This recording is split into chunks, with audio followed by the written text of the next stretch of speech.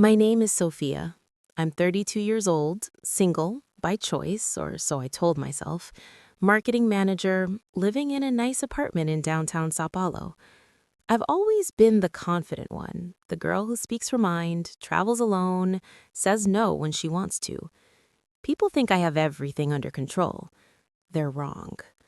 This story is about how I lost control completely and fell into the most destructive, intoxicating affair of my life with my best friend's husband.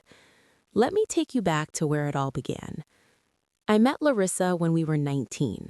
First year of university, we bonded instantly over bad coffee in the cafeteria and a shared hatred for our statistics professor.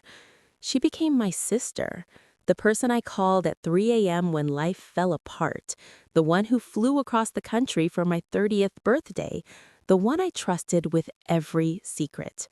We told each other everything, or so I thought. Larissa married Gabriel when we were 27. He was 30, tall, quiet, dark hair, intense brown eyes, the kind of man who didn't say much but made you feel seen when he looked at you. He was an architect, creative, thoughtful, always sketching ideas on napkins. I liked him from the start. He was good for her, steady, kind. They had the kind of marriage everyone envied. Weekend trips to the beach, photos of them laughing in vineyards, building a beautiful home together. I was maid of honor at their wedding. I gave a speech about how Larissa deserved the world and how Gabriel was the man who would give it to her. I meant every word. The first crack appeared 2 years ago. Larissa and Gabriel started trying for a baby. Month after month, nothing. Tests, doctors, treatments. Larissa became quieter, sadder. She threw herself into work. Gabriel threw himself into longer hours at the office. I was there for all of it, holding her while she cried after negative tests, bringing wine and distractions on bad days. Gabriel and I started talking more. At first, it was just about her, how to support her, how worried we both were. Then it became about us. Late-night messages when she was asleep. Are you okay? I can't sleep either. I miss when things were simple.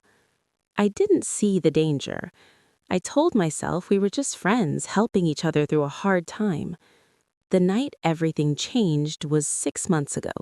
Larissa was away on a work trip in Rio, 4 days. Gabriel texted me on the second night.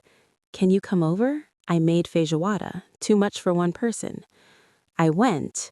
We ate on the patio, drank wine, listened to old bossa nova. He talked about how lonely the house felt when she was gone. I talked about how long it had been since I'd felt truly wanted by anyone. We laughed about university stories, about Larissa's terrible dancing. Then the conversation slowed. He looked at me across the table and said quietly, "You're the only person who really sees me right now." I should have left then. Instead, I reached for his hand. He stood up, walked around the table, and pulled me into his arms. We kissed like we'd been waiting years for it, desperate, deep, hands everywhere. His mouth tasted like red wine and mead. We stumbled inside, clothes coming off in the hallway, and made love on their living room rug like the world was ending. Afterward, lying tangled together, he whispered, "I've wanted this for longer than I should admit." I didn't answer. I just kissed him again. That was the beginning of 6 months I can never take back. We had rules at first, only when she was away, no marks, no sleeping over, never in their bed. But rules don't hold when feelings are this strong. It became a pattern. Larissa would leave for work trips or girls' weekends, and I'd be at their house within hours. Sometimes we'd spend whole nights together, cooking dinner, watching movies curled on the couch, making love slowly in the guest room like we had all the time in the world. Sometimes it was quick and urgent, me slipping over after dark, us against the kitchen counter before I left again. He told me things he said he'd never told her, about his fears of failing as a husband, about feeling invisible in his own marriage, about how alive he felt with me. I told him things I'd never told anyone, about my fear of ending up alone, about how I'd always felt like the strong one, but was tired of it, about being with him made me feel soft, desired, cherished.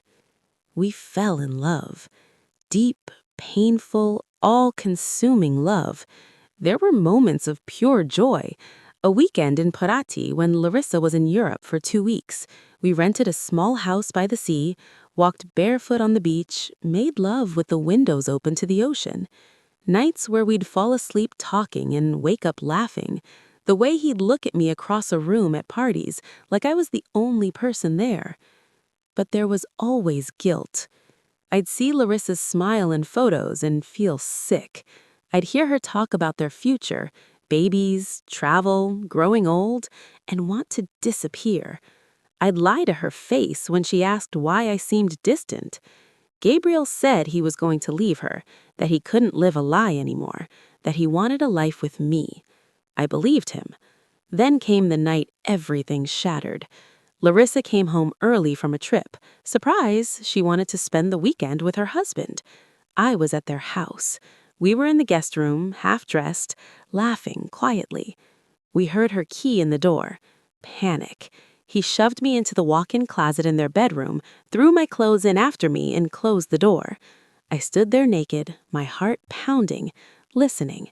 She walked in, happy, excited to see him, hugged him, kissed him, asked why he looked so pale.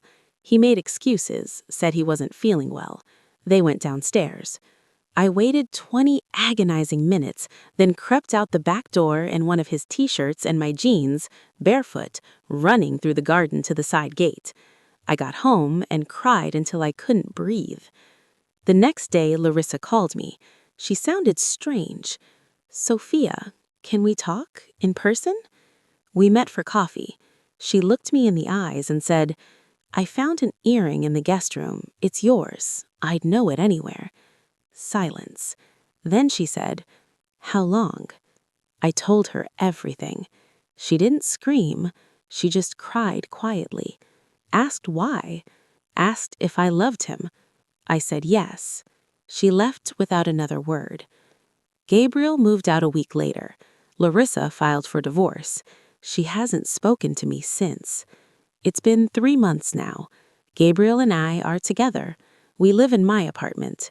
We're trying to build something real from the ashes. But it's hard. Every happy moment is shadowed by guilt.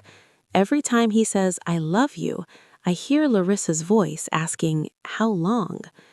I lost my best friend, the person who knew me better than anyone, the one I'd have died for.